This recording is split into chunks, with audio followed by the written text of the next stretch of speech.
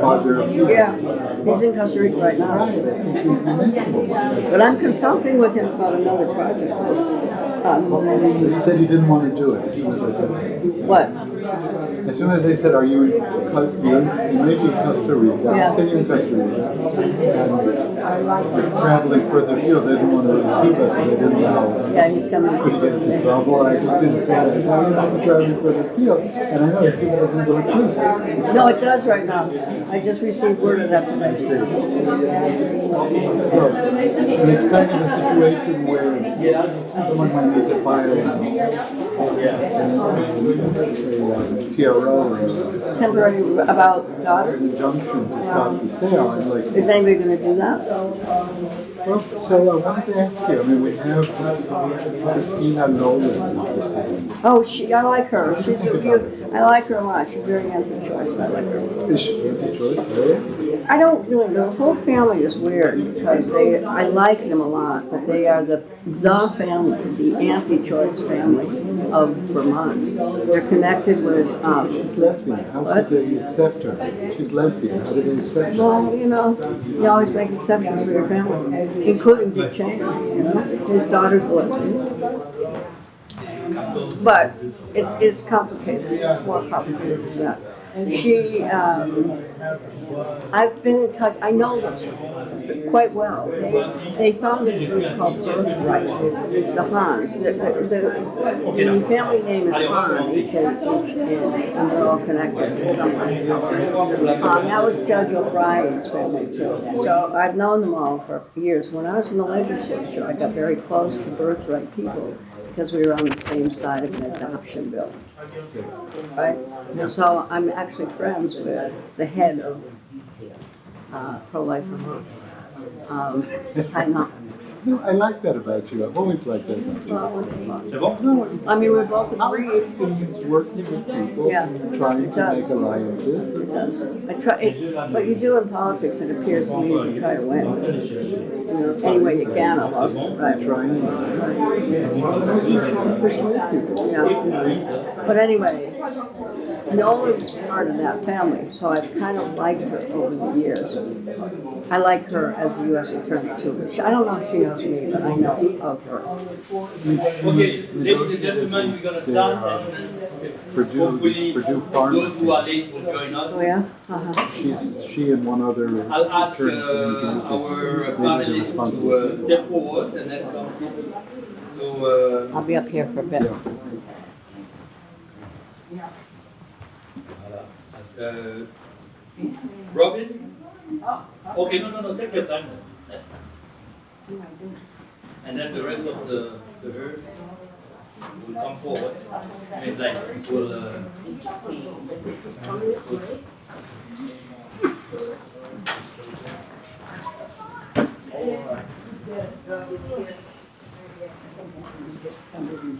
venez un peu devant. You can come with your food, don't worry. Move up. Yeah, come in the front. Come in the front. And then be sure that you're eating enough now than what you are eating. Is this good? C'est bon? Is this Oui, ça va. Ok, voilà.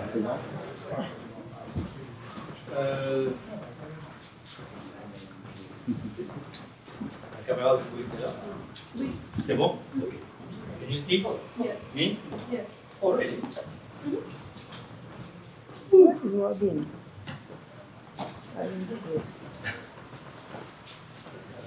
We wait for Robin.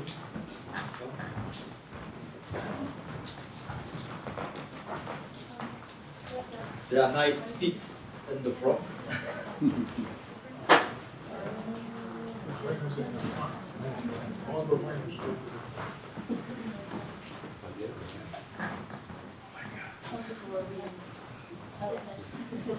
Yeah, we're trying to we trying to do so many things at the same time, like have a conversation and then make a TV show.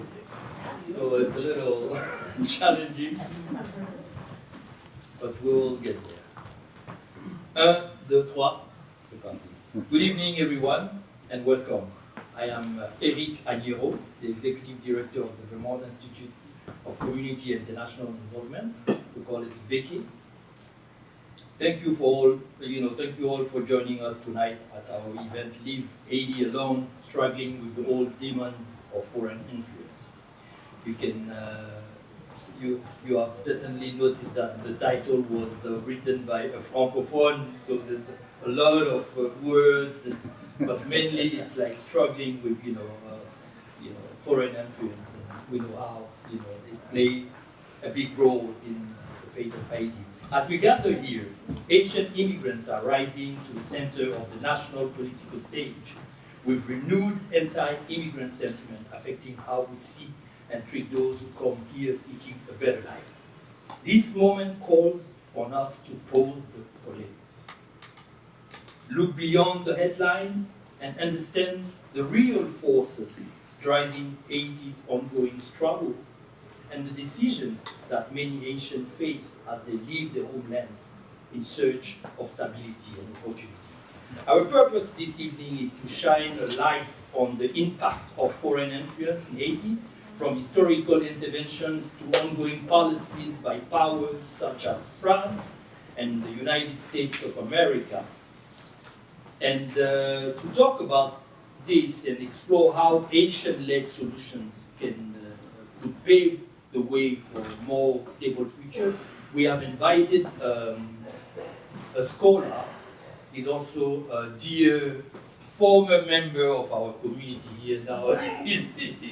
He's in Massachusetts, and then we'll hear a keynote from him. It's Moise Saint-Louis. Dr. Saint-Louis is an esteemed international relations scholar and assistant dean. I don't know if that title works still.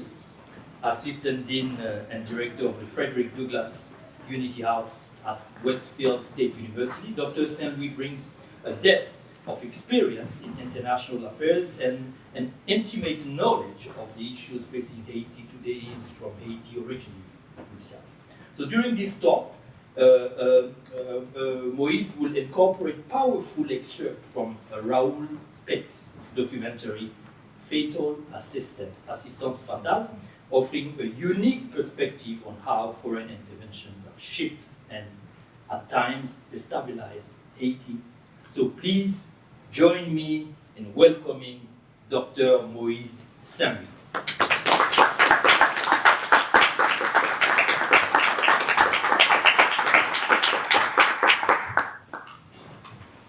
This is almost as tall as I am. Yeah. Yeah, we had to choose between this and this. So.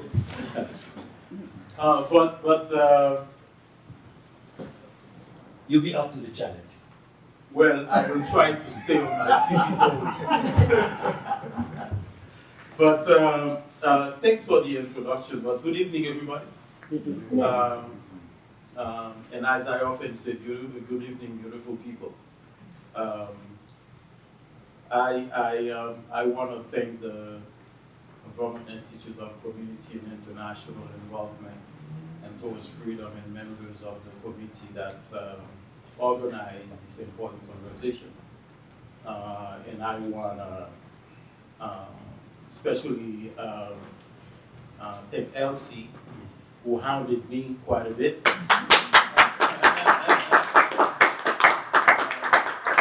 Who was pretty insistent. And really, I appreciate being part of this conversation. It's the most important conversation. And it is happening at a time of great instability, a time that gives every Haitians and freedom-loving people pause, whether it has to do with dynamics in the United States, dynamics in the Middle East, dynamics in the world, and most certainly for us Haitians, dynamics in our own land.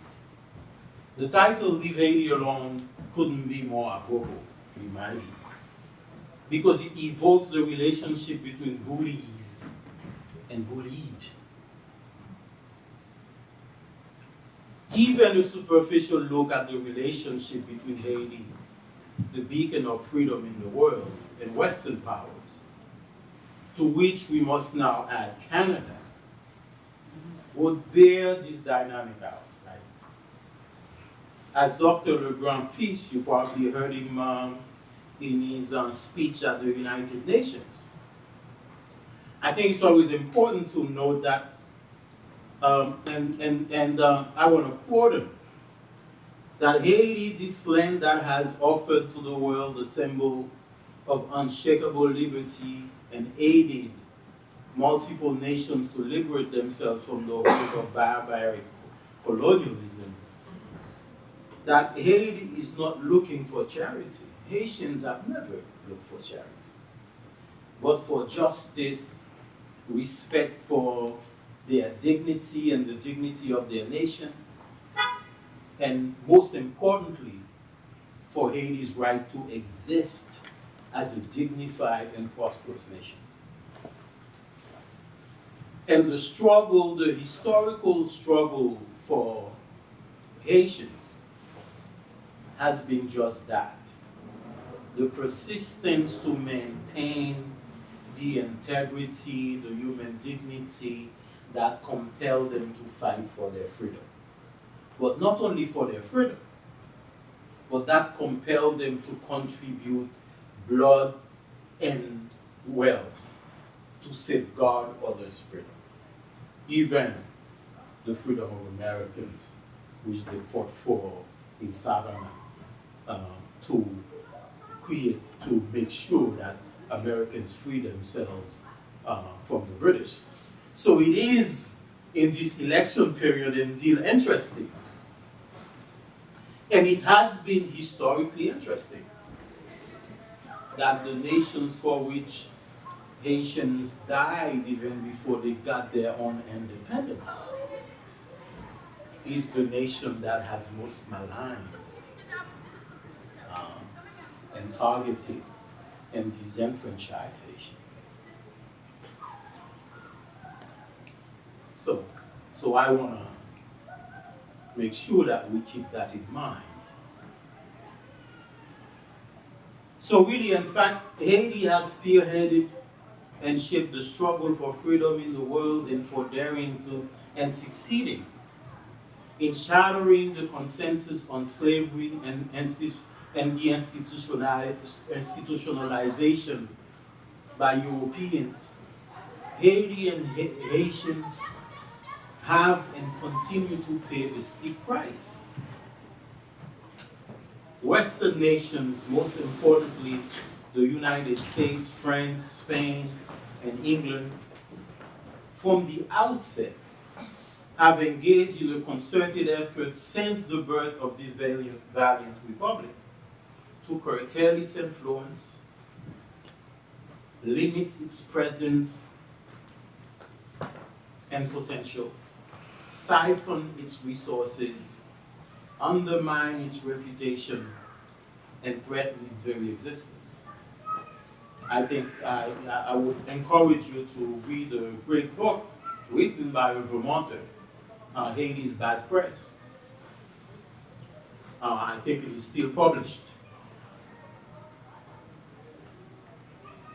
Yet Haitians, in spite of the targeting, have remained unbowed and determined to preserve their nation. Instead of being,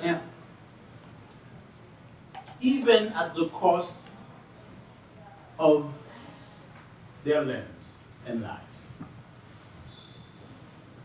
Being the target for destruction, disinformation, and demonization, Haiti has survived. And the fact that Haiti has survived thus far is a feat in and of itself. That Haitians, despite the continuous historical victimization and bullying, have remained steadfast in defense of their nation, and have done so consistently and against all odds, for 220 years without respite speaks of their resilience and determination. In fact, it is the Haitian genius. It is the very character that enabled Haitians to beat the French, to beat the Spaniards, and then the British, and then finally the French to gain their freedom. It is that determination to be a full, respected human being. You know, as we say in Haiti, every human being is a full human being. So, in many ways, the history of Haiti and of Haitian is the truest historical representation of David facing Goliath. In this case, an army of Goliaths. It appears, though, that after more than 200 years of resistance, Haiti is finally succumbing to the sustained attacks from the forces of slavery, colonialism, white supremacy, exploitation, and neocolonialism. The Haitians' motto, Haiti pas péri, Haiti will not perish, has turned into, can Haiti still survive? Western powers have managed to change the narrative of the nation from the pearl of the Caribbean that lasted well into the 1980s to a tagline, the poorest country of the Western Hemisphere. The questions before us tonight that I want us to keep in mind as I craft my way to this history is, has Goliath won? Have we allowed Goliath to win? Has Haiti finally succumbed? And if not, will Haiti's victimizers leave Haiti alone?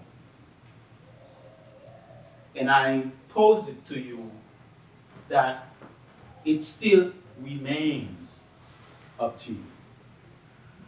What happens to Haiti is what happens to people who defy status quo and want to be full human beings and free. As Haiti goes, so goes freedom fighters. So the question to you is, will you let that happen?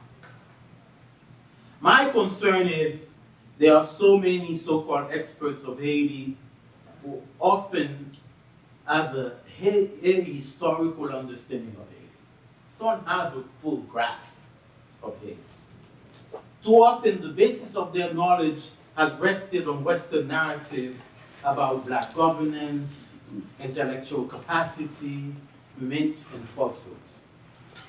Even my most well-meaning, left-leaning, liberal, and educated friends have bought into the white supremacist narratives that have informed past and contemporary understanding of Haiti. So, as I go through this, I caution you to think about the myths. And I want to address some of the myths. So, one of them is that by fighting against slavery, and we will often hear it, by fighting against slavery, Haitians destroyed the economy of a prosperous island and has never recovered from that destruction. How many of you have heard that? Well, I must tell you, because this is one of my areas of research, that within a year of its successful revolution, Haiti, its people, and the Haitian state was thriving. Boats were at its ports, including the American merchants, in spite of the American embargo. Foreign nations so feared its influence and power that they prevented its ships from traveling outside of Haitian waters. So powerful it was. Foreign nations signed non-interference treaties with its leaders, and colluded to barricade and surveil this new nation. You don't do that to a weak nation. So successful was the Haitian state that European citizens from Italy, Poland, Switzerland, Germany, and Denmark naturalized as Haitian citizens to benefit from its success. The defeated French, wanting to benefit from Haiti's success, entered Haitian ports under different national banners, and the Haitian Navy was so powerful and powerful enough to seize those ships. That is not the history of a destroyed nation. Haitian nationalist leaders had built a strong state that managed competing interests with dexterity. It was a powerful, well-armed, well-defended, centralized state that was able to enforce its laws nationally and maintain its sovereignty against foreign encroachments. A former diplomat put it best. In looking at that period of Haitian history, he said the continual presence of competing nations in Haitian ports is proof that commerce in the nation grew and they had an interest in preserving their commercial linkages with Haiti as Haiti had in maintaining the market for its goods. So the second myth is that Haitians had never had a stable and well-organized government and institutions and laws. The premise, to be frank, is as ahistorical as it is a white supremacist attempt at erasing centuries of African governments on which European governments and institutions are based. The challenge we have with history is that some of it have been omitted. To make a claim that a people has no capacity for institutions, you have to forget close to 800 years of Africans re-civilizing Europe. You have to forget the influence that brought about the Renaissance. You have to forget the Moors. You don't make a claim unless you're willing to omit historical facts. So arguing, therefore, that Haitians who, many of them, were from the kingdom of Benin, well-organized, with well-organized institutions, well-organized armies, has to forget that historical reality. So one of the things, the part of that narrative, you could say, and the primary goal of projecting that narrative is that you want to project Haiti and Haitians as unstable, weak, poor, and uninspired. Everything that the Haiti and the Haitians were not, as people were copying and asking them for help for their own freedom. So, you have to then omit the history and the reality that 3 years before, even before their independence, 3 years before Haiti achieved full independence, it had already developed one of the most inclusive and wide-ranging constitution in the world. The Constitution ensured equal rights for women. children, whether they were in or out of wedlock, to all individuals without their status. It guaranteed religious freedom and the rights for women to own property, to name a few. And the second Haitian constitution continued that legacy. So when you compare the Haitian constitutions to France and to the American Constitution and to the reality of the lived experience of American citizenship, it is clear, if you know that history, that Haiti and the Haitians were at the vanguard of securing universal human rights without qualifications and distinction.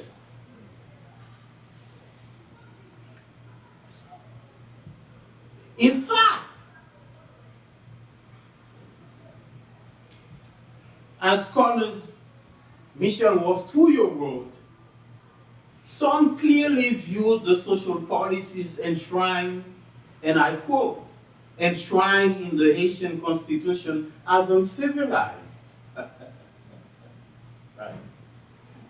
Because it gave women equal rights. Go figure. Right? Ironically, many such policies, including freedom of religion, equal rights for children born out of wedlock, and marriage and divorce laws favorable to women, have since become hallmark of civilization.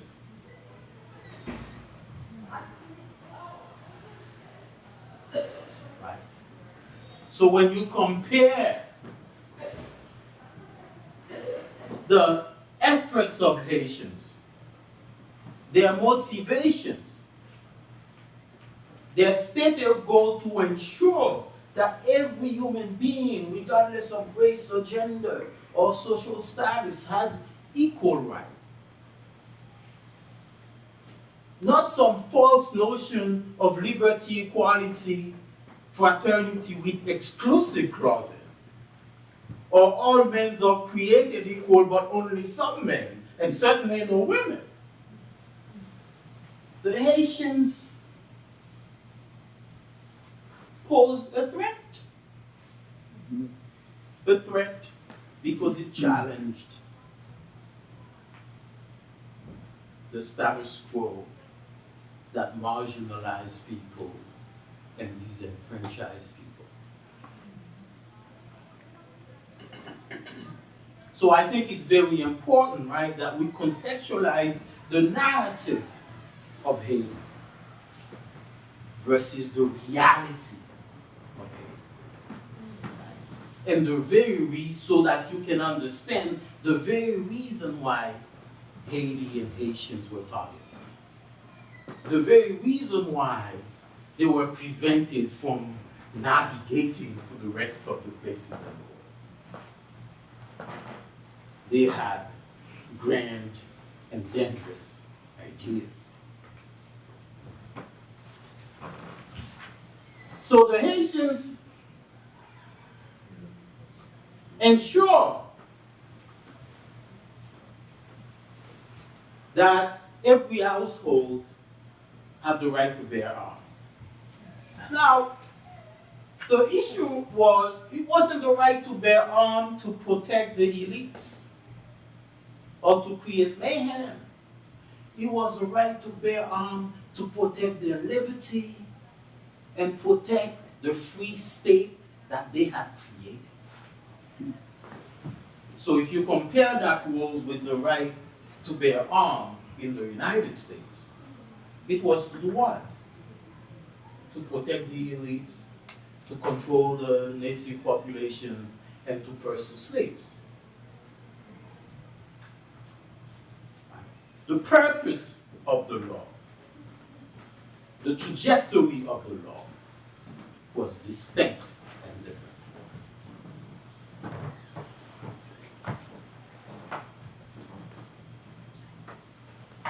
So the state they created was so capable and reliable and even-handed. The application of its laws so clear that nations flock to the courts because they will not be robbed. They could expect fair play. They could expect the laws to be observed. And they could expect protection. More importantly, right, the founders did something very unique because they understood something fundamental. They understood that freedom was an expectation. And so they created an interdependence between the state they created and the people. Right? They built at the very outset a social contract that centered itself on interdependence between the largely formerly enslaved population who had fought for their freedom and their government and the institutions that govern it.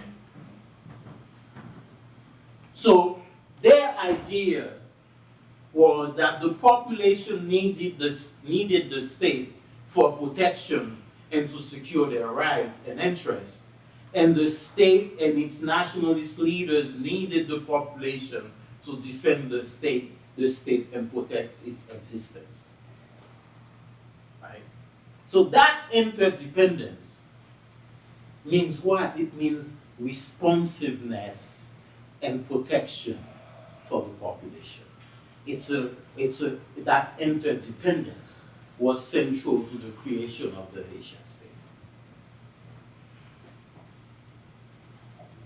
This social contract, in many ways, has been the basis of Haitians' persistence and resistance, survival, and perhaps even its instability of the nation. The Haitian people have always fought back and challenged governments that violated this social contract because they were entitled to it. That was the culture and the dynamics of their freedom.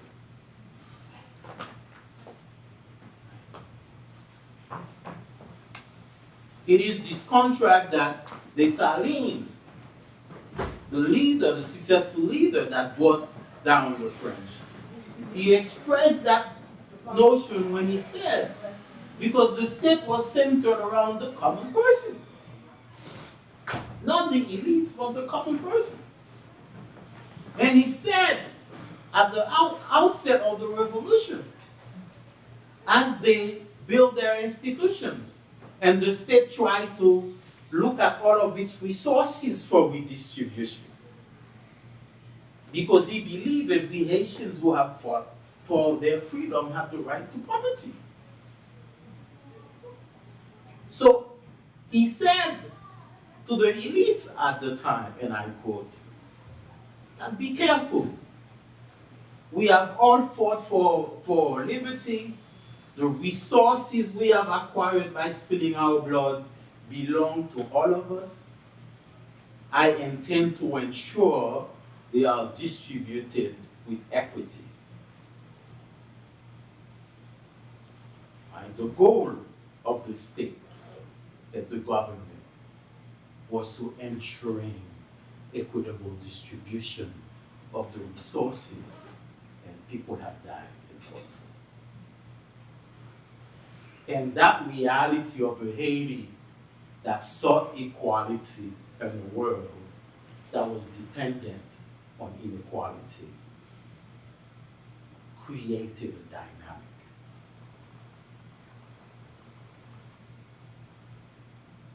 So, unlike the Europeans and Latin American nations, Haitian leaders sought equity. Right?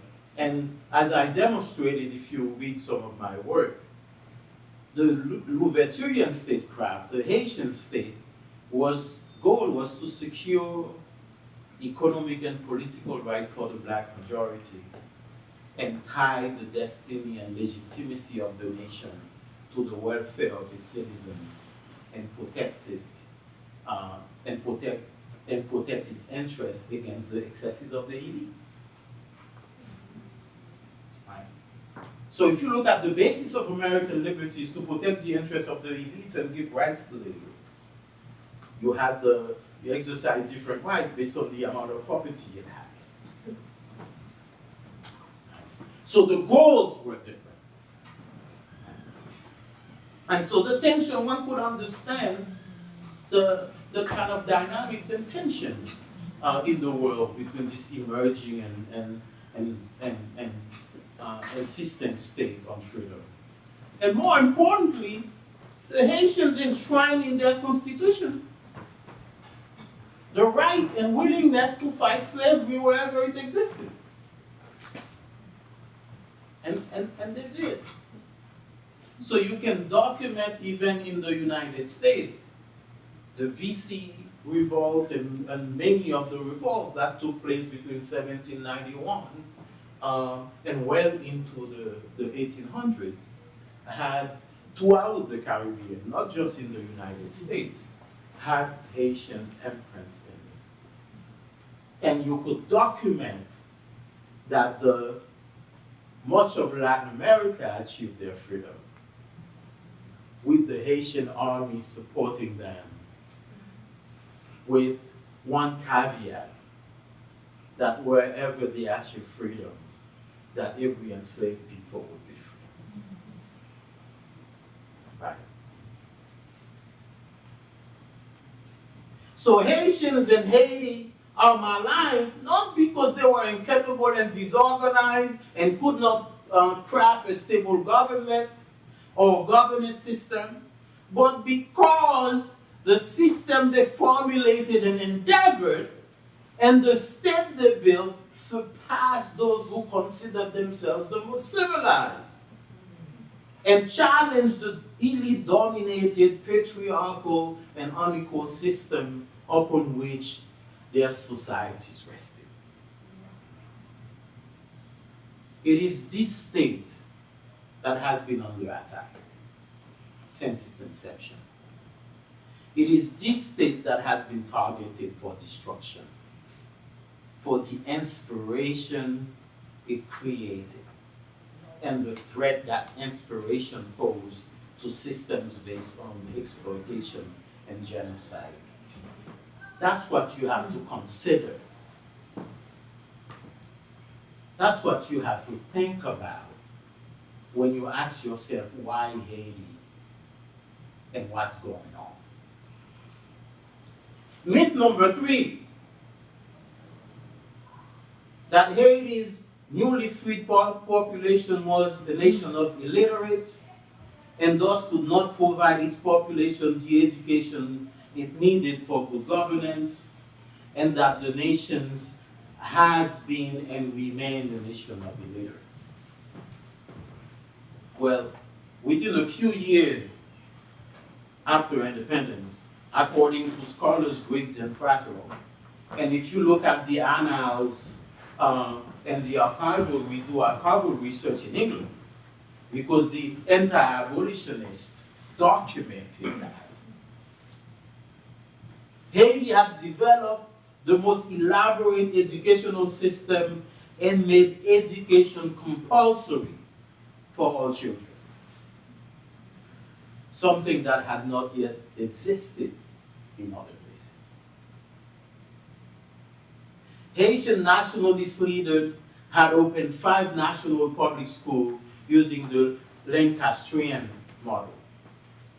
Right? So what that meant is that when you reach a certain level of education, you were required to pass on the knowledge. So you were learning and teaching at the same time. So what did that do?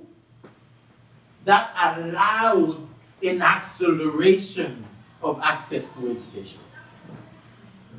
Right.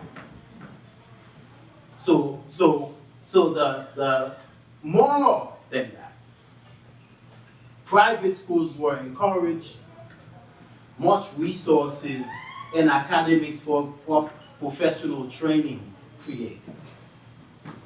This is the work that many that are not often discussed, but well researched and documented. But you don't know that. Right? So hence the myth.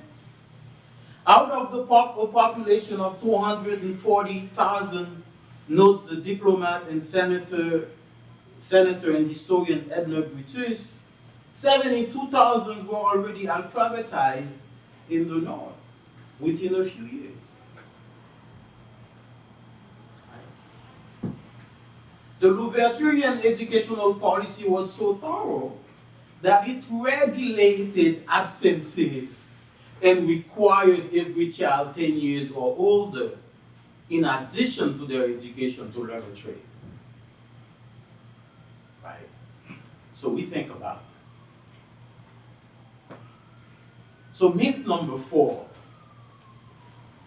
Haiti's poverty is not new but historical. The nation has always been poor due to its poor governance.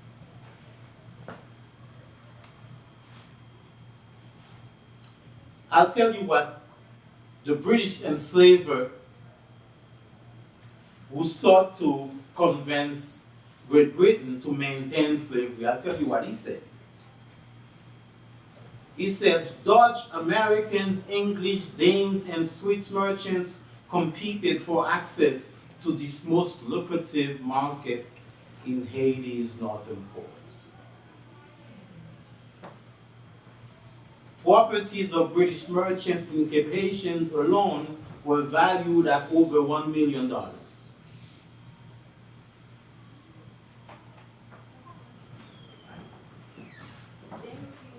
If Haiti was able to prosper in the face of unimaginable global hostility, what has been the cause of the decline? When did that decline begin? How did Haiti's enemies succeed in striking the seemingly fatal blow to Haiti and Haitians? Will Haiti recover? So Western collusion since the inception has been a pretty powerful thing. So the Americans, though they implemented the Monroe Doctrine, did not offer that protection to Haiti because they wanted the French to reconquer Haiti. They allowed the French and facilitated the 4 major powers in the world to impose the indemnity, what I call a ransom. That wasn't enough. They encircled the nation and connived to take more than half of its territory. This is what we now call the Dominican Republic. Right?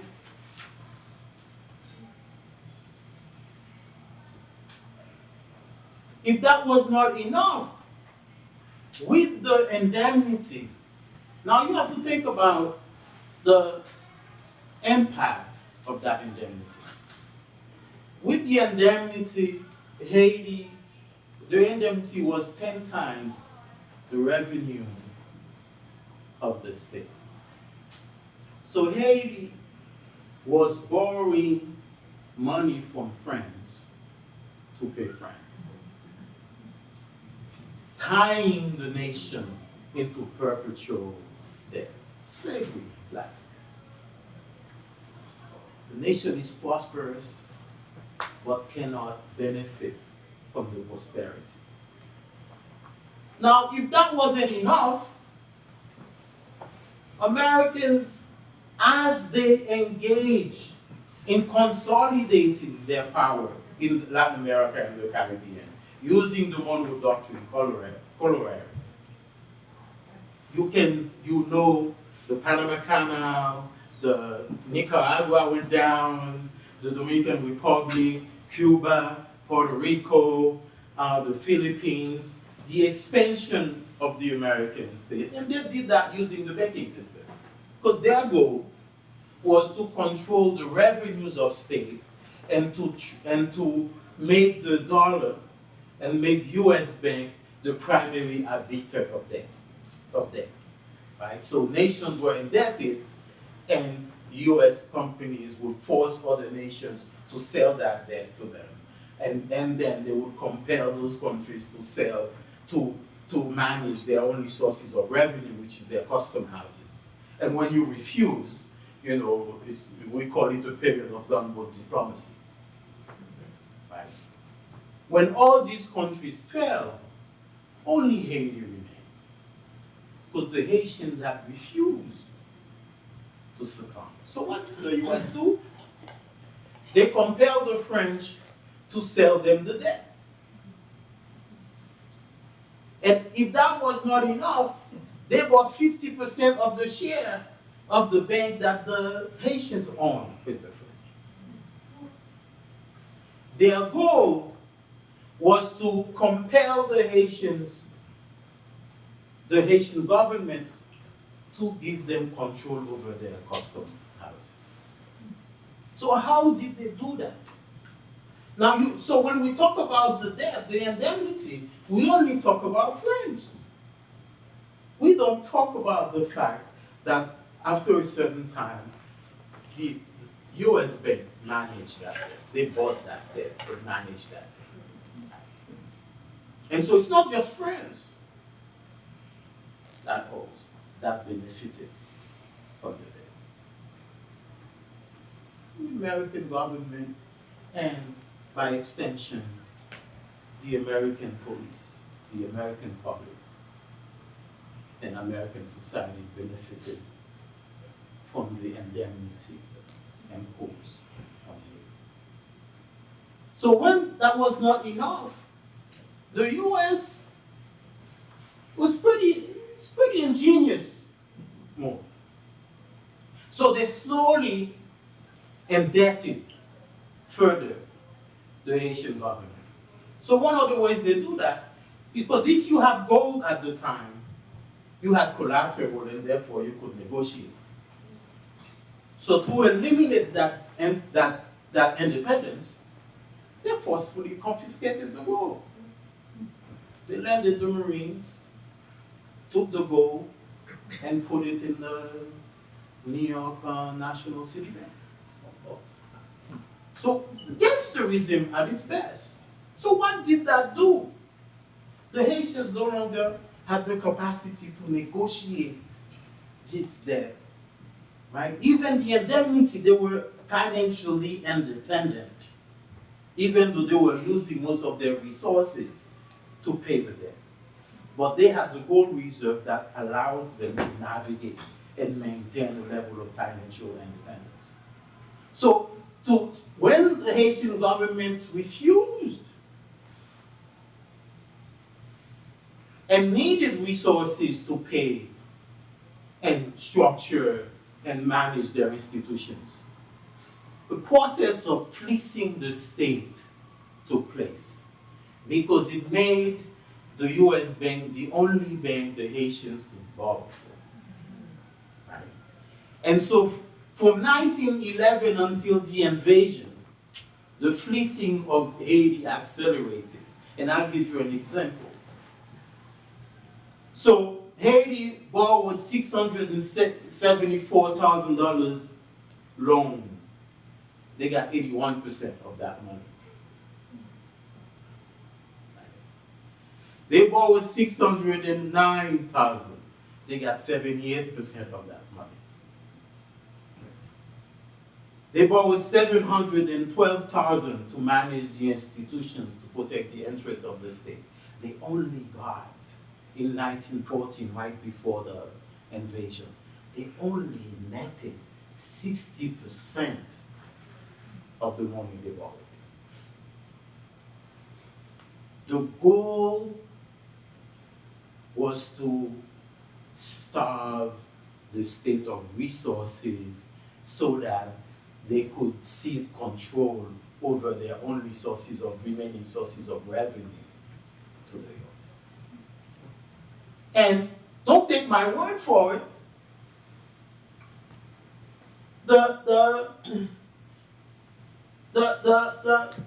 ambassador American ambassador to Haiti, Madison Smith, in a letter to the Secretary of State, said, if we are able to do that, and if we're able to control, and the Haitians, and I quote, would most likely bring the government to a conditions where it could not operate. It is just these conditions that the bank desires.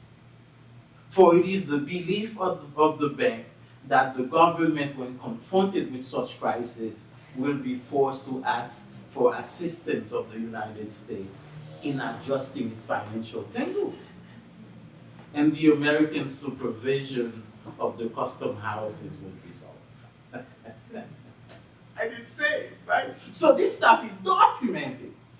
So because the Haitians still refused, hence, if I could not compel you to coercion and diplomacy, force becomes corruption. So by invading the nation, the US got full control over the economy of the nation and its politics. And that control, and the Haitians fought a war of resistance for 5 years, and 50,000 people died. And in that period, first instances of carpet bombing. Not documented, you can read the documents at US Congress, they're declassified. Concentration camps were created in the north, the center of resistance. So the Haitians experienced a level of terror. Why? Because they sought to maintain their independence against exploitation.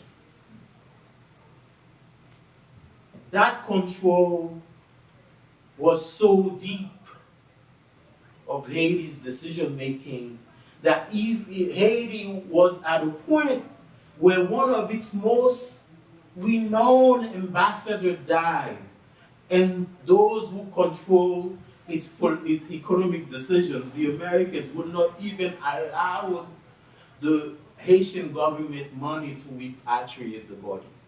That is control. So when you ask yourself, why is Haiti poor? What's happened to Haitian's economy? What happens to its gold? What did that control entail? You don't hear about that reality. So when the Haitians finally reasserted control over their state in 1957,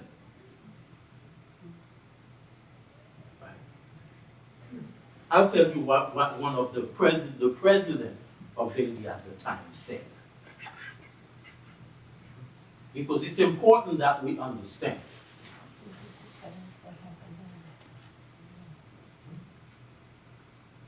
They said, we will rise against our energy, against all pretensions of foreign governments to impose their dictate on us. Haitians have always fought against all odds to assert their independence and their dignity and autonomy. This man is giving me 3 minutes. You need more? So the failure, the Duvalierist regime, dictatorial as it may have been, represented for Haitians a reassertion of their autonomy and their dignity and the directions of the state and the nation. And in fact, under the Duvalierist regime, the middle class grew, the economy stabilized, the wealth of the nation increased. All you hear is about the Totomatos. But you don't know that because of that resistance he posed, that the Kennedys wanted to organize a Bay of Pigs. You can check the declassified documents. You don't know that they organized 7 coups to overthrow it. because he represented the Haitians' motivation to remain independent, autonomous, and dignified.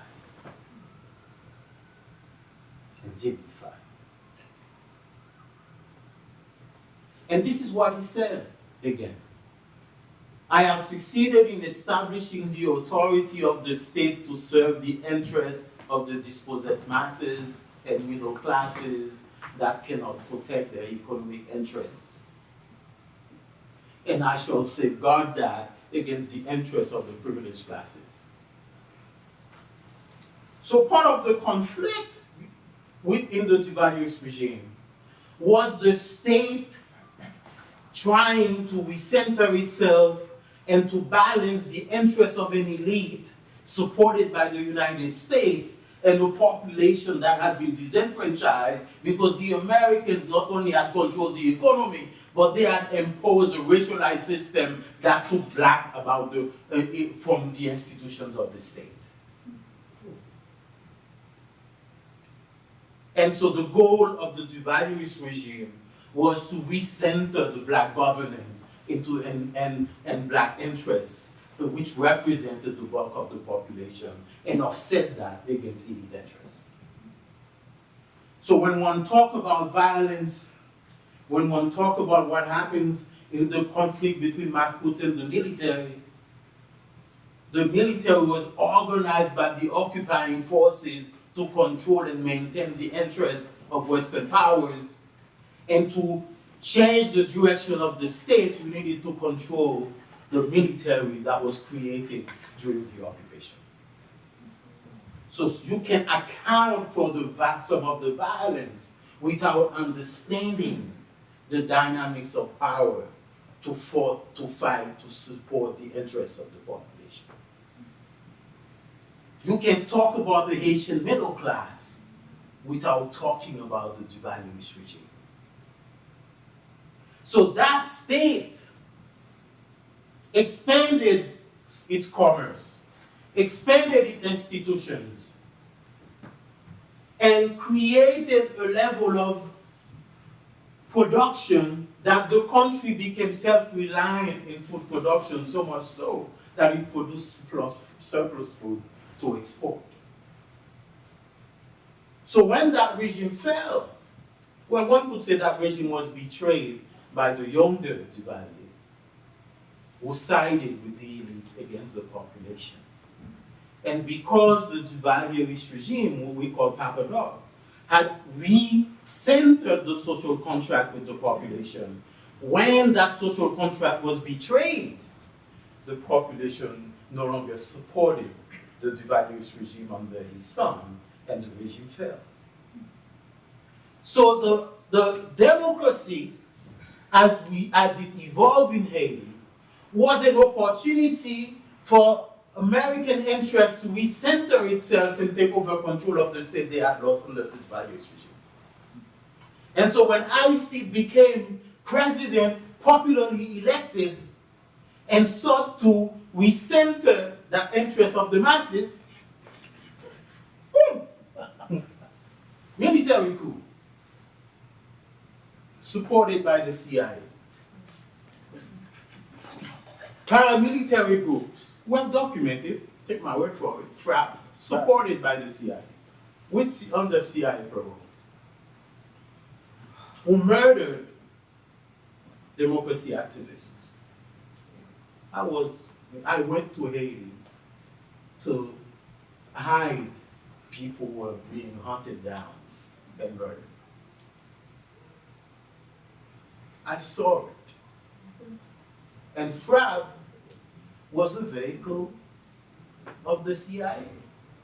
When the military became unreliable, paramilitary groups were organized to ensure that that type of democracy that was not elite-centered but people-centered did not succeed. Neoliberal policies were being imposed. So during Aristide's exile, one of the things that the Clintons did is that they compelled him to agree in the a governor's accord to privatize the industries of the state, industries that had supported the stability and expansion of the middle class. But he understood at his return that if the military was disbanded, that the US would not have the capacity to compel him to implement privatization. And so he disbanded the military. Understand? And in doing so, he challenged US interests. But the second election, he was supported and elected by 90% of the population. That support would mean that you could center people's interests indefinitely because you enjoy popular support. And so, because he reneged on privatization, give me 5 minutes. Okay, 5 minutes. Because he reneged on privatization, the coup was organized, the second coup was organized, and individuals were installed, and the first thing that they did was privatizing all of the major industries. And when they privatized them, what did they do? They did not use them. They closed them down.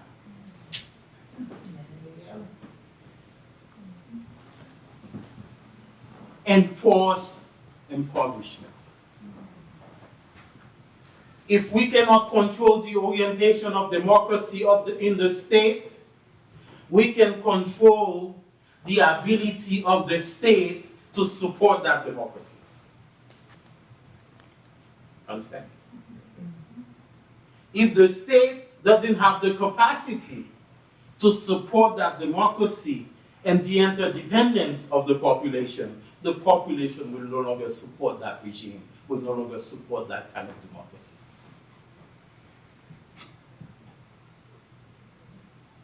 So that approach is what has dominated Haitian politics. So the target was the state. If you cannot control the orientation of the people, you can control the responsiveness and ability of the state. So the state becomes the target to undermine popular democracy in Haiti. Why has the state failed? So every resources was directed towards NGOs instead of supporting the institutions of the state.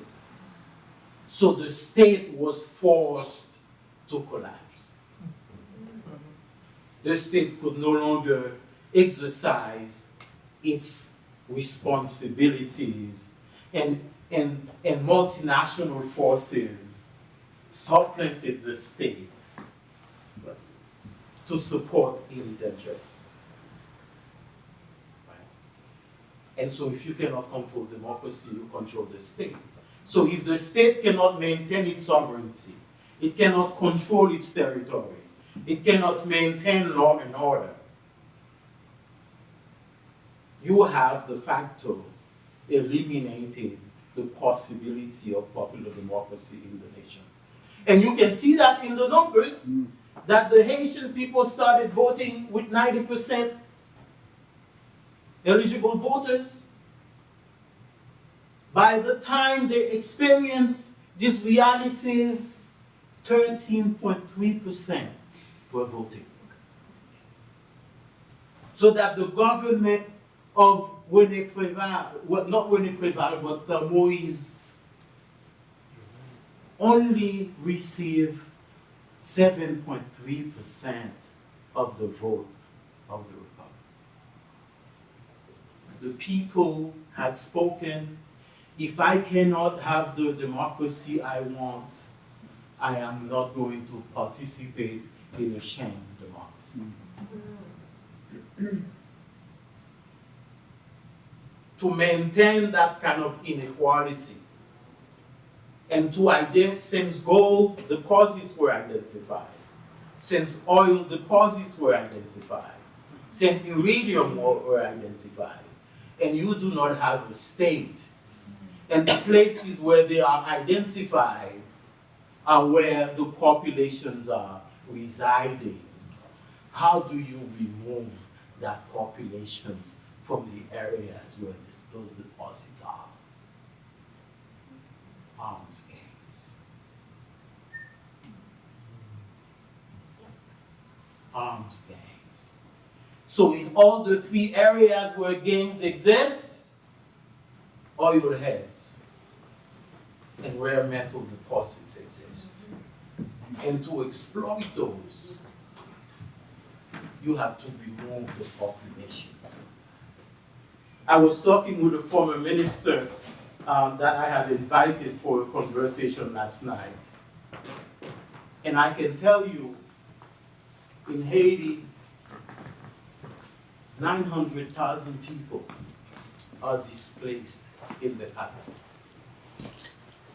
The earthquake was used as a way to accelerate the demise of the state by giving NGO the power to do whatever.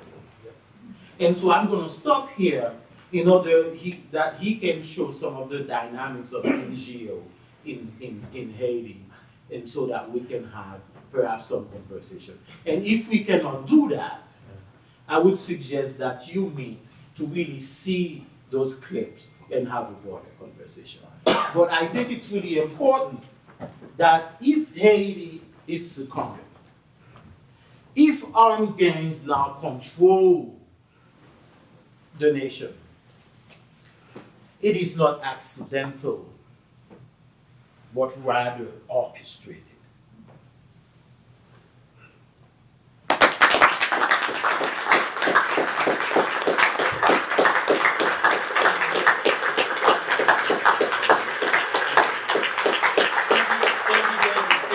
This is the first time I saw you listening to someone for more than 30 minutes because you have ADHD, Eric.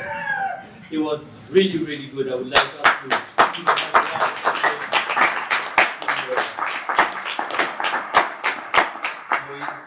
Moise for this. Of course, we won't have time to watch some of the excerpts, but we'll organize another screening, and then it's a series of discussion on Haiti. So next, in 2 weeks, we'll have another a film and a discussion. So I will send you the links, and eventually we'll organize something about the film. Quickly, we promised a panel discussion, so let me introduce the panel.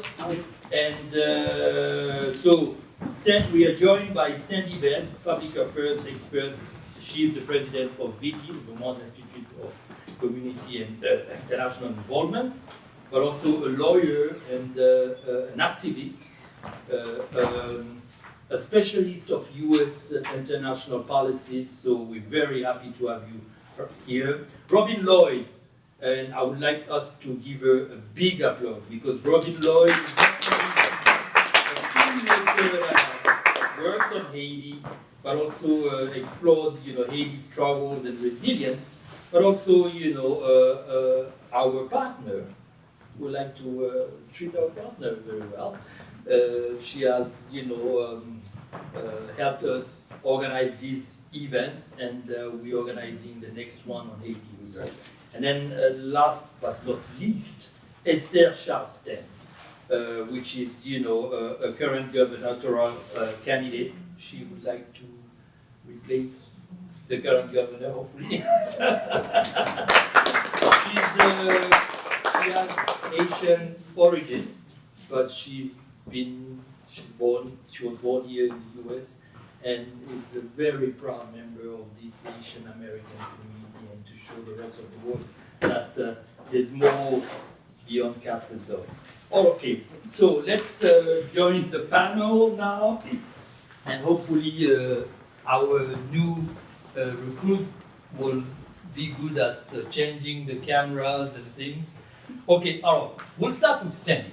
Sandy, given your background in public affairs, can you speak to the historical context of, the Monroe Doctrine? Why the U.S. wanted so much control the backyard?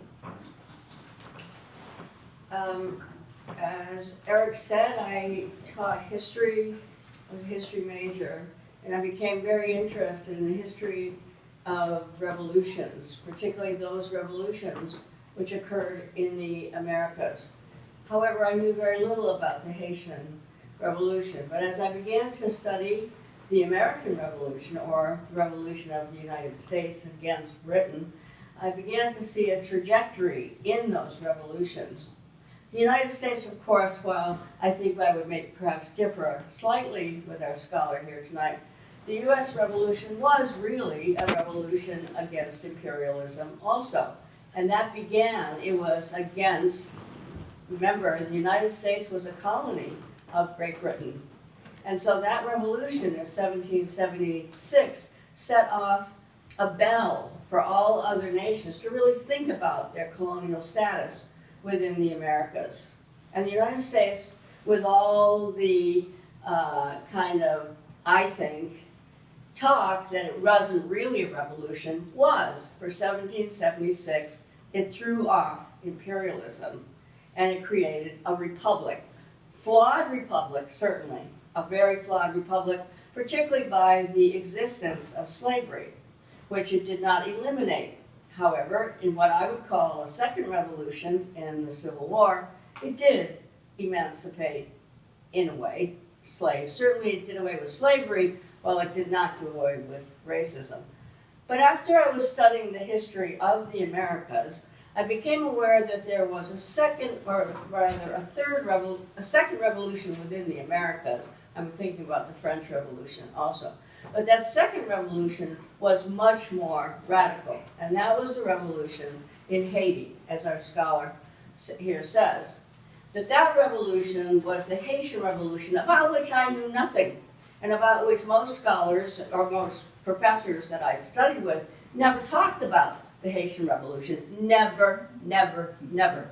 And in fact, that revolution, beginning in 1790, followed in some ways on the United States Revolution, but it went much farther, obviously.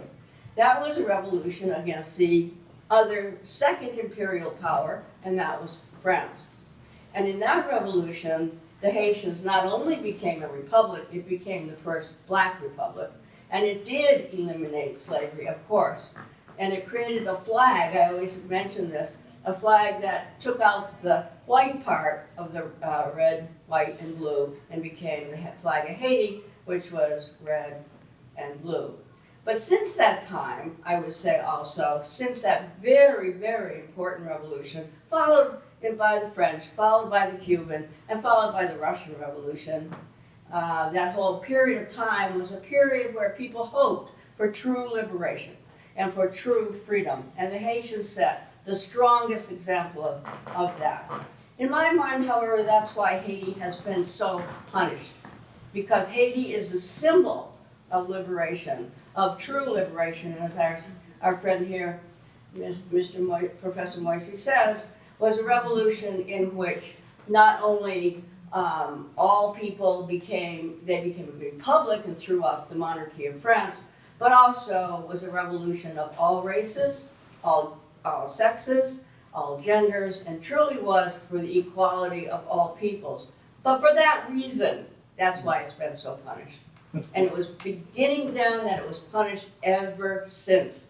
The United States has taken the position that they have to, the United States, I would say the imperial United States, not the people of the United States, has taken the position that Haiti must be controlled, and if they can't be controlled, therefore they must be destroyed as a symbol of the liberation that all people on earth aspire to. And the second example, just briefly, that I've become familiar with, if you think about it, there was another big important revolution in the Americas, also which the United States thoroughly has tried to destroy, and that's in Cuba. So I see Haiti first as a symbol of liberation within the Americas and within the world, but also second to that is Cuba, and they're like wings of the same bird in a way, that they have fought for generations to be free of imperial control, for the equality of all peoples, and for true freedom as every person desires.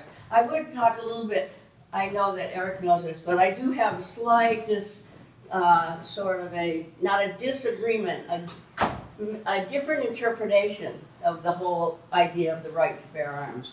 I'm so glad that you mentioned that. To me, the Second Amendment and the right to bear arms, those are totally linked. Even though probably in the United States there were different, maybe different reasons that the United States, the citizens of the United States, still have the right to bear arms. It is a symbol against tyranny that people have the right to defend themselves. And I really didn't know that about the Haitians, and I think it's terrific, actually. But, Thank you very much, Sandy. Robin, before we get back to our distinguished guest, Esther, Robin, you've been to Haiti, you've made films. What, first of all, drove you to Haiti, and how did you get the idea that we're having tonight, that Haiti was really, impeached? I mean, was je parle français. No, it was prevented from succeeding, from doing stuff. My involvement with Haiti grew from making films there, and I think the time that I fell in love with Haiti was I was visiting. I was walking up a mountain to a waterfall. It's called Sodo, the sacred waters, and this is sacred to both the Voodooists and the Catholics.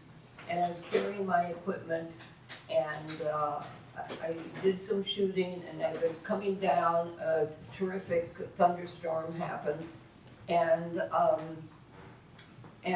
I was welcomed into a household. In fact, I spent the night. I felt I was kind of embraced by the Haitian people at that time, and it was it just very much warmed me.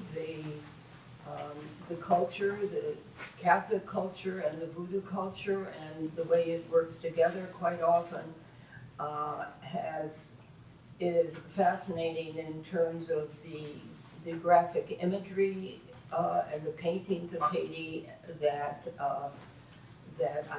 I saw there, and the animated film that I worked on called Black Dawn, which is a story of Buki and Timalis, two characters, one of the upper class and one from the lower class, who are trying to walk with a donkey, and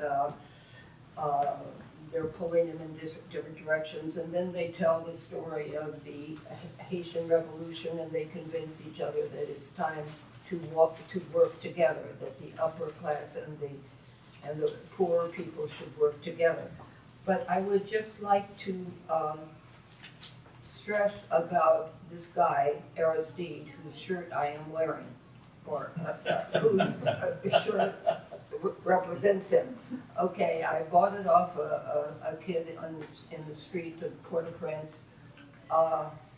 There were two coups against Aristide. Now, who is Aristide? Do you all know who we're talking about here? He was a Catholic priest. He was elected by, he ran for office in 1990, elected by like 80% of the population. He wanted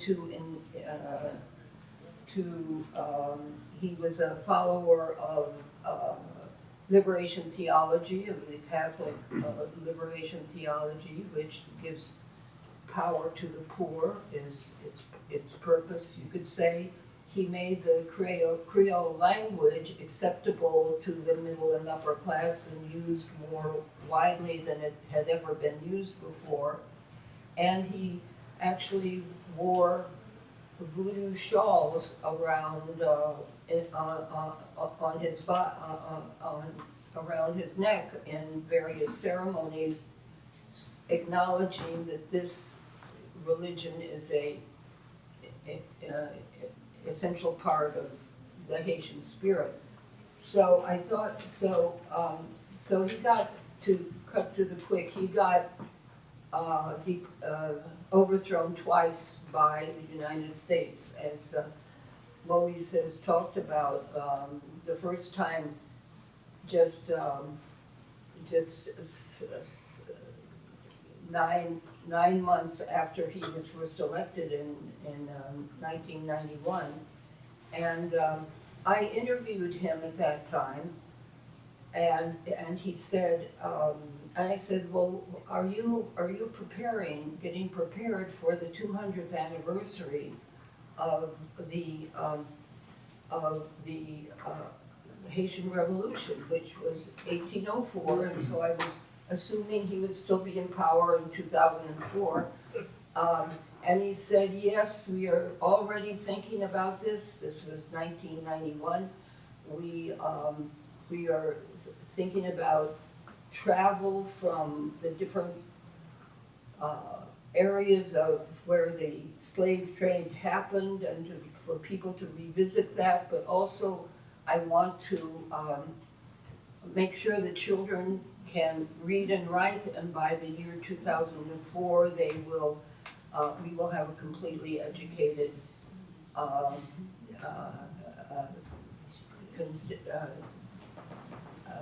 government or people in our country. So he was overthrown very shortly after that. He was brought back, as Moise mentioned, and made to promise certain things, which he then didn't quite promise. So then the United States really hated him at that point. But then he got elected in 2000, and then overthrown again in 2004, right before the 200th anniversary. So that momentous 200th anniversary of the Haitian Revolution didn't really get to happen. There was only one international figure who came from South Africa to celebrate with the Haitians. And so Jean-Bertrand Aristide is still in Haiti. And this was what I was just discovering, Googling around about him.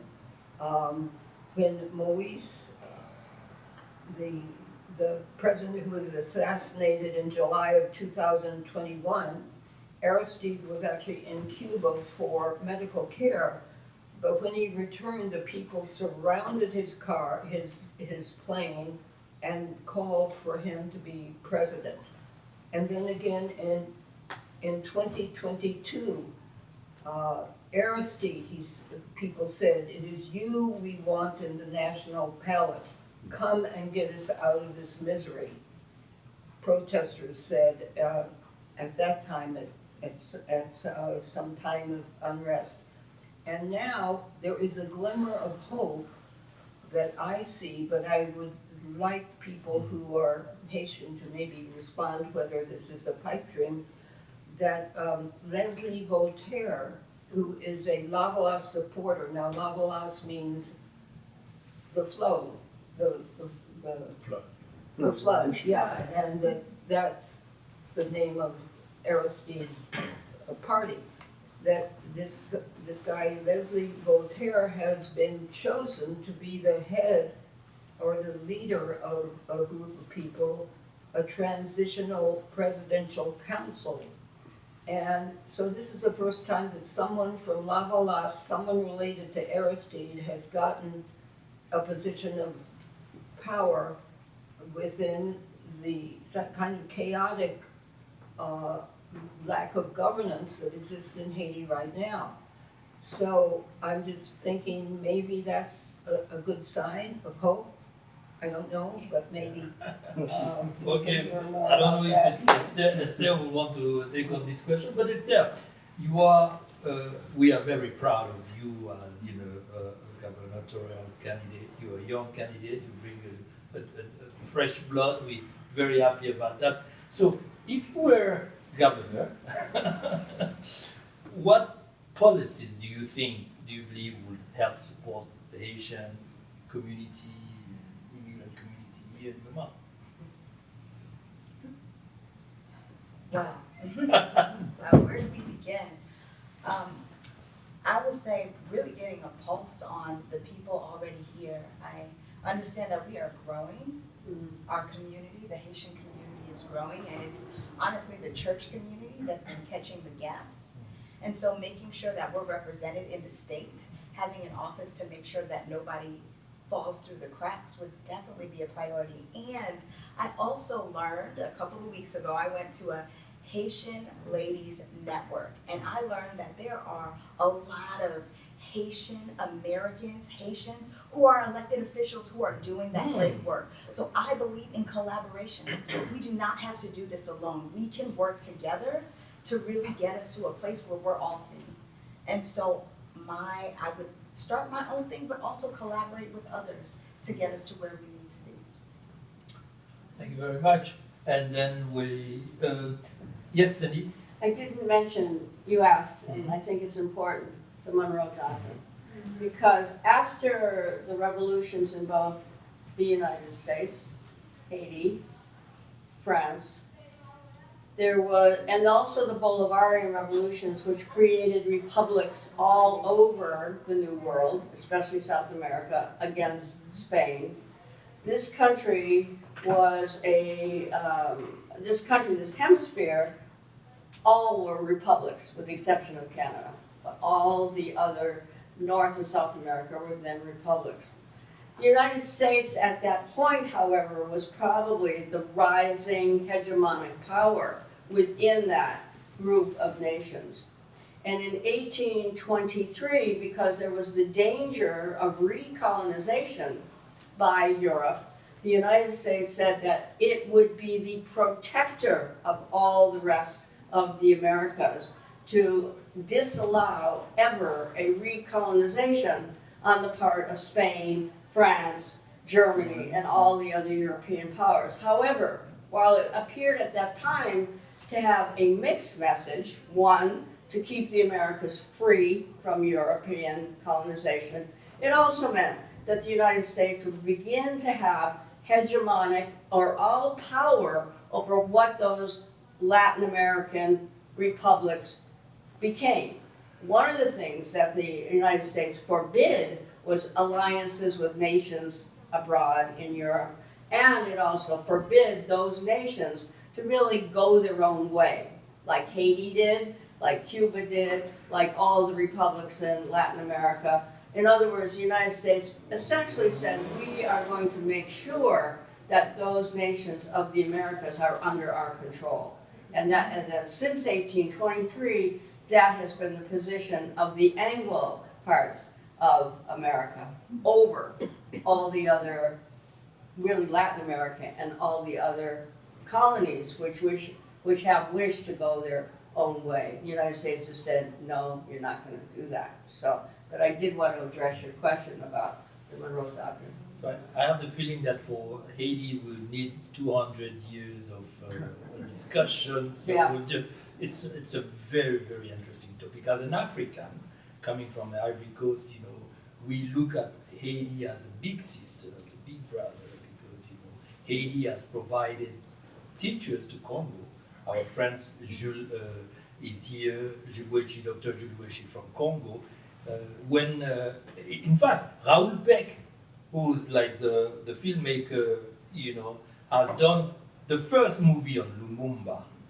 Raoul Peck's mother even was, like his parents were in Congo. So it's the same way we look at Cuba, Right. the Cuban Revolution. When we went to Cuba with Sandy, we went to the law school in at the Havana University, and I told them, for an African to be in Cuba is like a Catholic going to Vatican, to Rome, because we here like at the epicenter of at least the expression of our humanity. We are human beings, and we don't want to be only seen as colonial beings. The same way, governments are being crippled by the IMF, by the World Bank, by the United Nations even, and by those big powers. The same way, the same playbook. We're going to open now, the floor to questions and then entertain this conversation. So if anybody has a question here, Eric, we'll start with my homonym. Good chair. Oh, Yep, you- sir. Who do you have a question? Who has the questions? So we can start the discussion. Yep, all right. It was mentioned by the panel that there, I forget your name, sorry. Moise. Yeah. Robin. Robin, sorry. That there might be some potential hope in the or the protege of Aristide, this fellow that may be emerging now. And I would like to ask the other panel members as well as yourself, how big a step in the right direction would that be? I mean, how realistic is that, and what else is needed above and beyond that? Or is it baby steps that we're Well, I looking at think here? Elsie might be a good person to ask as well as. Or we'll ask I mean, the Moise. Haitian people, unfortunately, the left in Haiti somehow has become disaffected with Aristide, or feels that he made many errors and so forth. But to my mind, the people of Haiti continue to support him. Yes? Is that right? Moise, anything? Well, I would say this. The context of imposing governments and then imposing, when those governments fell, imposing structures from without to solve national problems becomes a central question. So, and the structure of that is in and of itself problematic. So I'll explain. So in entering, presidential council has been created with 9 members. That presidential council has rotating leaders, so everybody gets to be president in that council, and so you rotate every few months of the leadership of the group, and then you rotate out. And the most permanent member and the decision maker in the country becomes the prime minister. That's not rotating Gary Coney, who worked in the Clinton Foundation before he was imposed as the prime minister to direct the directions and the politics of the place. And so, regardless of the rotation, the person who really has the leverage and power, and the person who's deciding what multinational forces is going to be in the country, remains the Clinton's the foundation employee, and thereby the implementer of American foreign policy in Haiti. What's his name? Gary Coney. Before Eric, I'll let a lady ask a question first. Would you mind? Okay. Alice. Hi, I'm Haitian, born and raised. My name is Sylvia, and my question is towards Dr. Moise St. Louis, and just to give you the context, I went to Faculté des Sciences Humaines in Haiti, and as you know, we have this. When I went there in 2014, when I got admitted, even though the coup happened in 2004, they still had remnants of like people telling us as students that Aristide wasn't the good one. And oftentimes it's they say that in the dynamics of universities, that are fueling this kind of demonstration in the streets, they typically say that the students are always right. I want to take on that. I mean I'll give you context, because I think rather than my take, I'll give you the context of student protests at the eve of the bicentennial celebration of the independence of this great nation. That visas were offered to protesters to disrupt the 200 years anniversary. The intellectual elite sold the country for resources to undermine the elected government of the nation. $3 million were funded to the opposition to fuel those protests and instability. And so the role of the intellectual elite since the advent of democracy in the nation has been quite problematic. The intellectual elite has facilitated the undermining of the nation and the state, that they are now complaining that they can't even be at the schools because they have enabled that kind of instability. And so from my perspective, when I was doing research in Haiti, it's always the Haitian people that's really at the core of Haitian resistance. The economic elites have sold out long ago and have colluded. And the intellectual elite have been quite inept in protecting the interests of the nation since the post-Duvalier regime. And so, whereas before you had an intellectual elite who understood the importance of protecting and defending the nation, the intellectual elite as it is now, has no core interest or deep understanding of what it means to represent a nation and to defend a nation. So the leaders of our institutions in Haiti leaves a lot to be desired. But I will tell you this, that the role of Aristide in creating educational opportunities for a lot of people since the century turn might offer for an emerging group of people with a distinct understanding of the challenges the nation is facing.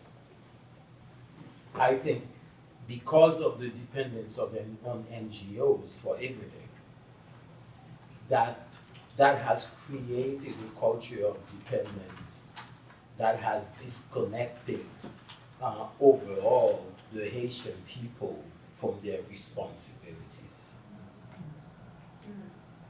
Eric? Well, thank you very much, Professor Saint-Louis. I really enjoyed the arc of your presentation, and with a tour de force of a narrative that I really wasn't aware of. And it's opened my mind to a lot of different things that I want to investigate. But I'd like to ask you a specific question about the first Haitian constitution and the origins of that in relation to the rights of man and citizen, the French doctrine. And I'll ask you specifically, there's a specific reason what's behind it. I've been working on fascism and totalitarianism, that's my area. And there's a thesis in Hannah Arendt's Origins of Totalitarianism in which she describes a trajectory of imperialism in which she argues that the rights of man and citizen could have easily and should have easily been applied to the colonial empire and wasn't.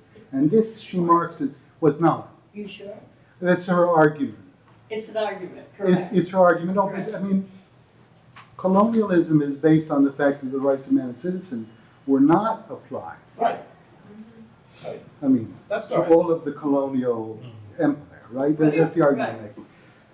And the question is, why not? I mean, all the arguments are there for it to be truly equally applied. So I was curious then, what is the relationship between the two documents? And I guess there is also a trajectory, just a side note, in anthropology to talk about democracy already existing in the so-called developing world. And in fact, there's, among traditional societies. And so there's a lot of research that's been going in that direction. Yeah. So what's the origin of the first constitution? So I'll say two things. So we have centered this issue, this democracy, the system we call democracy, as originating from Greece, from the Greeks. Greeks.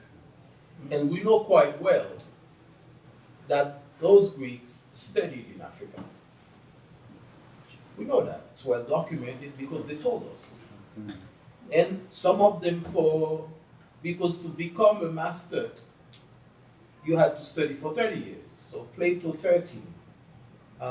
Aristotle, I believe, 11. So long, much longer. So Greeks' sources of understanding of democracy and philosophy and government was taken out of the African context. But the framework for implementation was already in an unequal society, whereas in African society it was quite more organic and more equal. So I'll say that to kind of frame the discussion.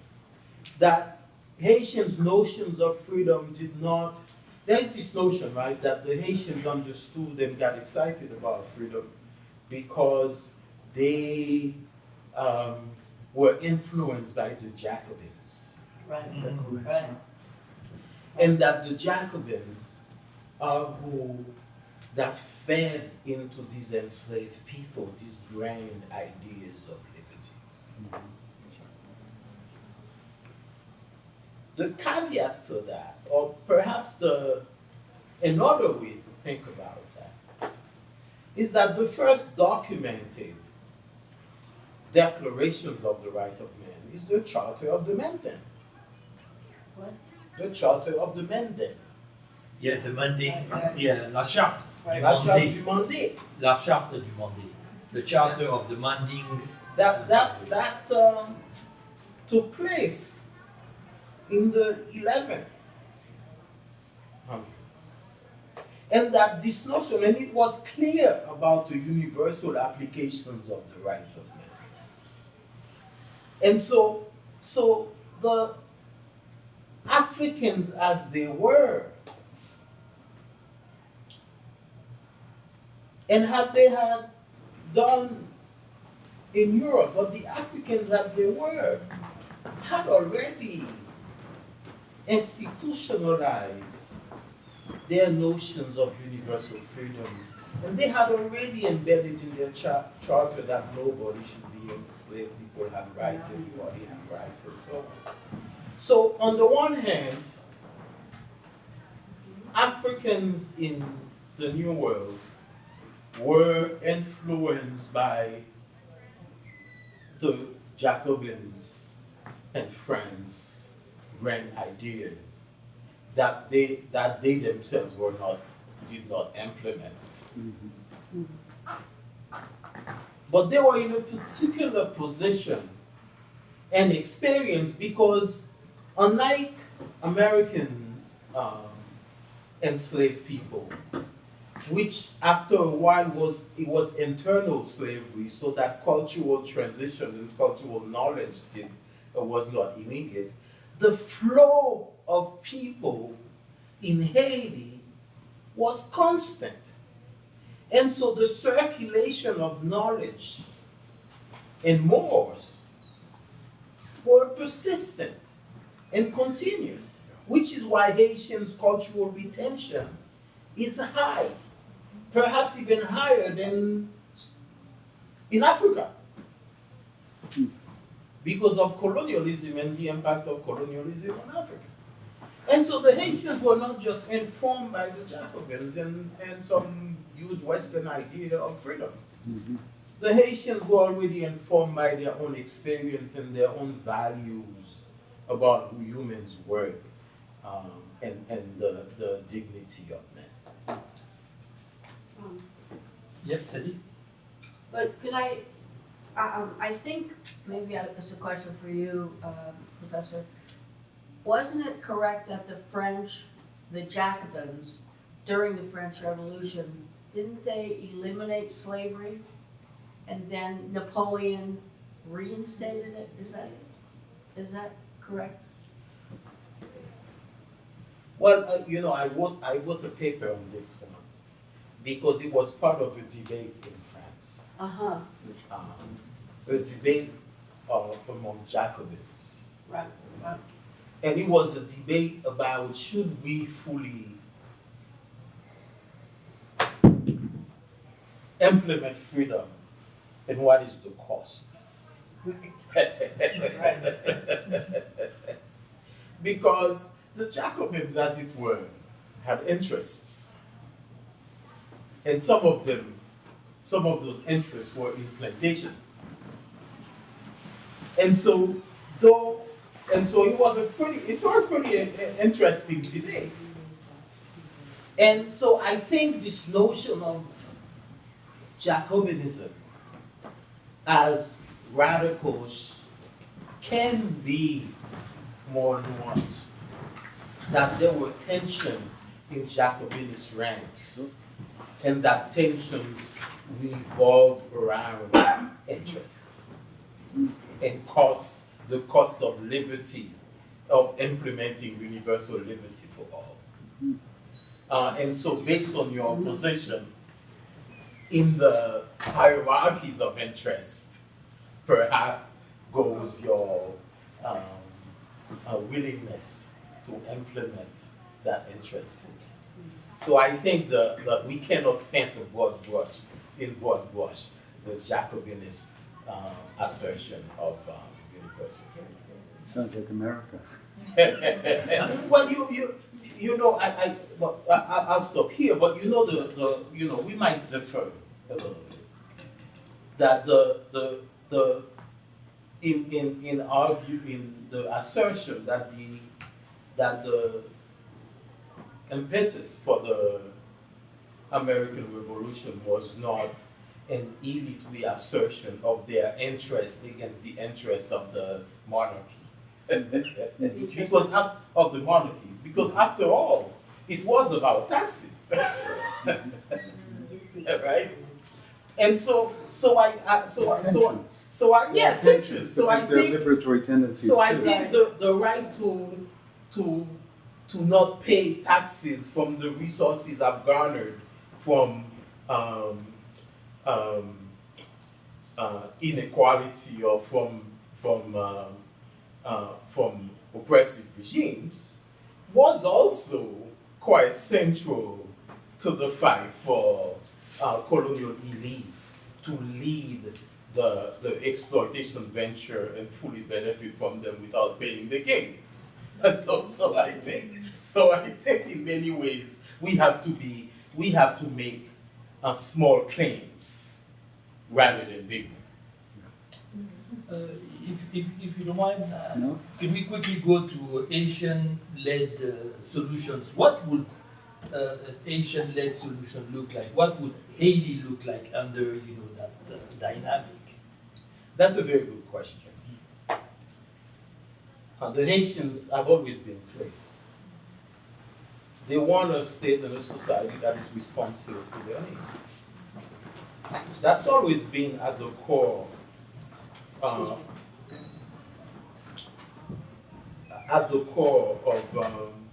Haitian sensibilities. If you know Haitian culture, you know it's a culture that is centered around valuing of human beings and being fair. So the Haitians, because they fought for their freedom, they have within their cultural frame this notion that regardless of my position, I'm deserving of respect as a human being. And if I am a citizen of the state, I'm deserving of the protection of that state. So to answer your question, and that's really at the core of Haitian sensibilities.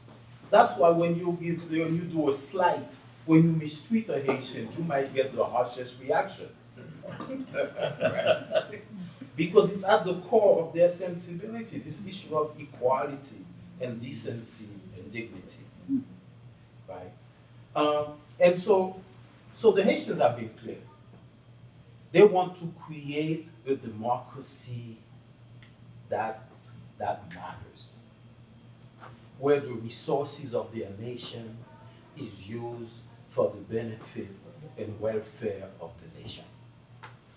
That's why they overthrew Martelly when Martelly signed that contract with Clinton's half-brother to exploit the gold reserves they they stand very steadfastly against this kind of blatant inequality and usurpation of resources.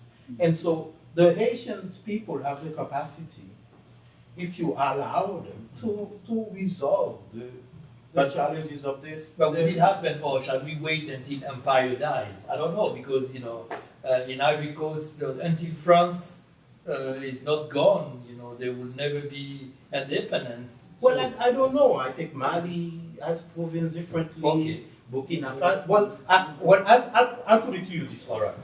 So I'll give you an example, a concrete one, perhaps that we can think about.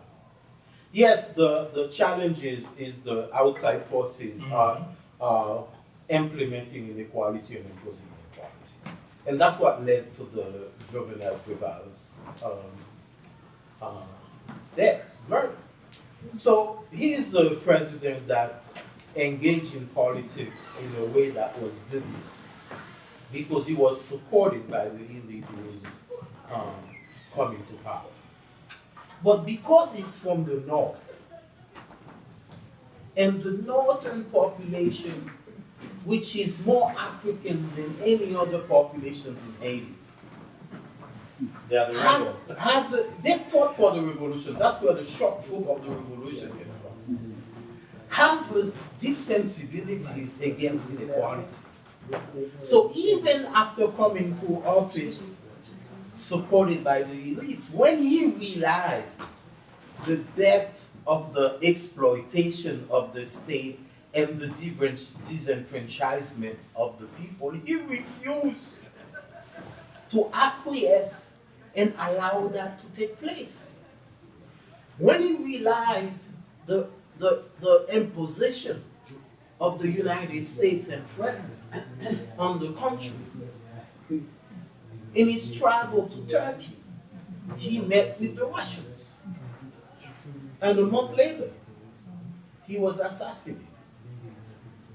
Because he, like Duvalier did, he wants to have a system that is balanced, so that, and he said that explicitly, that the resources of the nation cannot be taken by a few.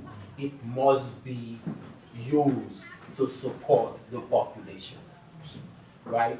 And so there is this push, this tendency that both make Haiti and Haitians a target, but both reflects the trajectory and the tendency of the country to seek a fair management of things so that everybody can benefit.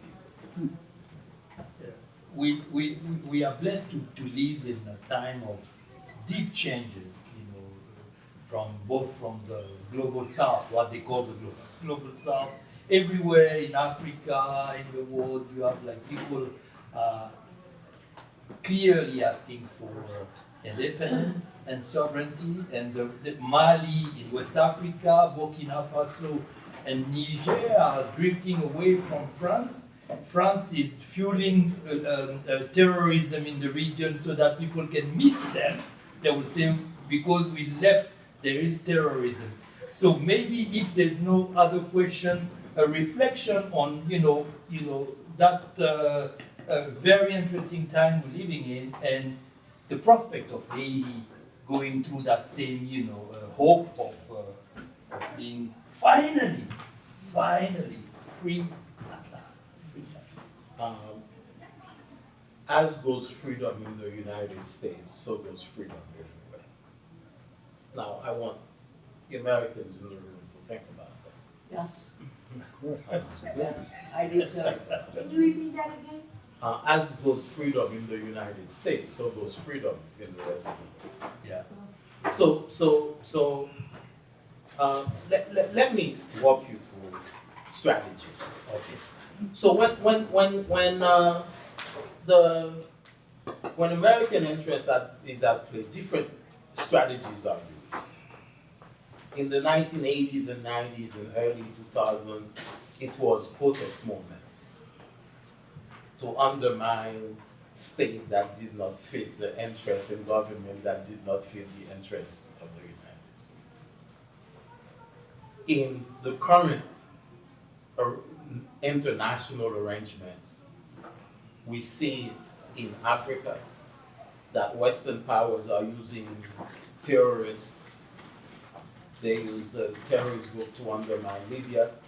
They use terrorist groups in Syria and Iraq. And those same terrorist groups, who are really not terrorist groups, but rather, paid mercenaries. They are using them in the places where the resources are deep. So in Mali, Burkina Faso, Niger, and Chad, to try to destabilize and undermine government and state in those regions so that the fleecing can continue. So the same thing, so the same model is what's being used in Haiti, right? Using gangs, since you can use militaries. So the fleecing will continue. And in many ways in Ukraine, using right wing, really some Nazi-oriented folks to kind of engage in that. So there is a system, there is a strategy. I'm a political scientist by training, so you can kind of see the thing. And here, when the tension is high, you can see the tension and the possibility for violence and the rise of the right, and the specter of violence around the corner, right? So the forces of inequality and the forces of equality are at each other's throat. The challenge we have is that the average person is idle. They are waiting for another Jesus, or maybe the coming, if you believe in they are waiting for something and forget that change only happens when people decide that it will happen. So do you think that Aristide has a chance? No, I think that moment has passed. Why? I think the population does not want to dwell in the past. I think that the population wants someone current that understands the directions. I mean, it's a young population that understand the needs of the current populations, that can navigate all of the systems of powers to give them what they want. And the population, the challenge we have in Haiti is that if these armed groups continue to be funded and supported by Western powers, the Haitians will rise up at great cost of their lives. And they will do what they did in the revolution. And the bloodbath will be unsurpassed. And so I see that, and those groups will also turn against the elite, because you can manage terrorists indefinitely. Sooner or later, they will terrorize you. And so I think we are at a crossroad when forces of liberty have to be more active in securing that liberty. And because the US plays such a powerful role in the world, and because precisely the world is changing, and America is in decline, which means the specter of violence is high, Americans have an opportunity to really shape a country forward towards hope and equality and inclusiveness in a way that will serve, that will counter the forces of authoritarianism in the world. We can't do that by talking about it. The only way, Haitians is the beacon of liberty because they implemented it. We claim to be a beacon of liberty, but we've never fully implemented it. We've always have this we claim it, and then we practice all these inequalities and but I think because of the change in our population, we have an opportunity to craft an inclusive nation that will create the energy necessary to shape what happens in the rest of the world. And that only can happen if the average American takes things into their hands. All right, so last words, and then we'll close this wonderful discussion. I know that you guys want to stay till tomorrow, but we have to call it off. Esther. Well, as I've participated and listened, thank you so much for your wisdom, for sharing your research. I also learned so much. I have immense pride in who I am and the Haitian people. And as I hear you describe who we are, I'm Haitian American, my parents are from Haiti. I even see those remnants in my children. I have a son who stands for justice, and now I know why. And it's Are you from the north? Guess what? I think something's telling me I am, but it is, so as I sit here and as I listen and as we engage, there is a pride that is welling in me of who we are and how resilient. I mean, and some people don't like that word, but we are a resilient people, and the way we stand for justice and we want the whole to prosper. And I'll be honest, I hear the revolution coming and I'm like, how do we support our people to make sure that they That's are... a good question. Yeah, and hey, I want to be a part of that answer. How can the... Because she's going to beat Governor Scott. Oh. Okay, here And we go. maybe, present that new America that the world is longing for. A new America that is embracing the rest of the... I mean, I grew up with a portrait of Kennedy in my house. My father wouldn't wear any other shoes but floor-shine shoes. I mean, nobody could twist like I did. I didn't want to go, I like whiskey, not like vodka. So, but yet the US government comes to my country and comes to the Africa with big guns. When they can come with a nice bottle of whiskey. Yes. Esther, merci beaucoup. Thank you very much. Robin? Well, I would just say we haven't really talked much about the gangs. I think there are good gangs and bad gangs in the and no one has, that's a discussion that good needs to happen. And there's a group called the Montana Accord. Montana is a hotel in Upper Port-au-Prince where the community groups met. Now maybe they were all funded by CIA. Well, or just maybe they're all, what do you call them, NGOs.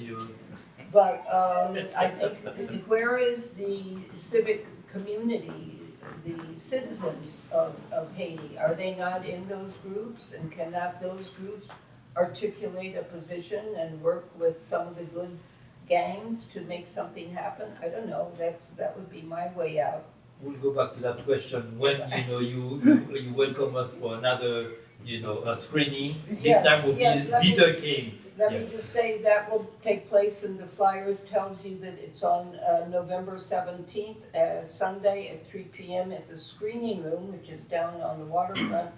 And the film Bitter Cane, which is a film made a number of years ago, but has a really political analysis of the elite and how the elite is used to control the people. So I hope you'll come to this film. Thank you so much. Thank you. Yeah.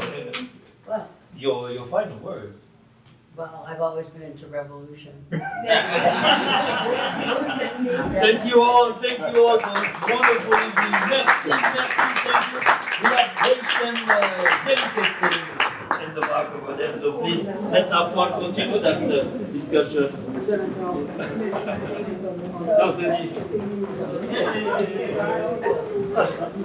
Hey, I have an idea. You should compare the Haitian Constitution to the Vermont Constitution.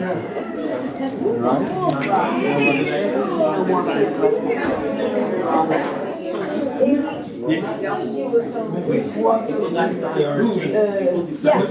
Oui, on l'a. Please, let's have some food and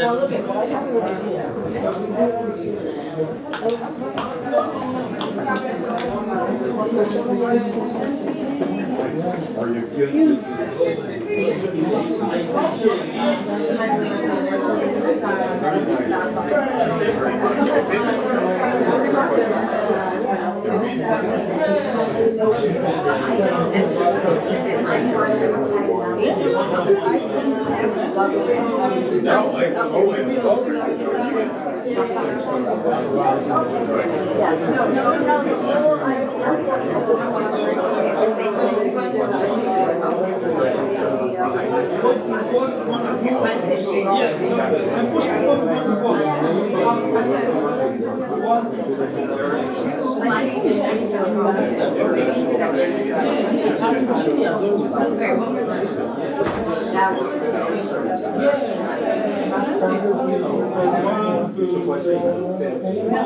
No, my name is Esther Boston, and I am a wife, a mother, and a businesswoman, and I want to change that kids survive from attainable housing, making sure that kids are that we have a place to live. Same thing, Robert? Yeah, sure. But I want to know that education is important. That we make sure all families are safe and have a business. So please, please, please go out to vote. Buy those voters. Wait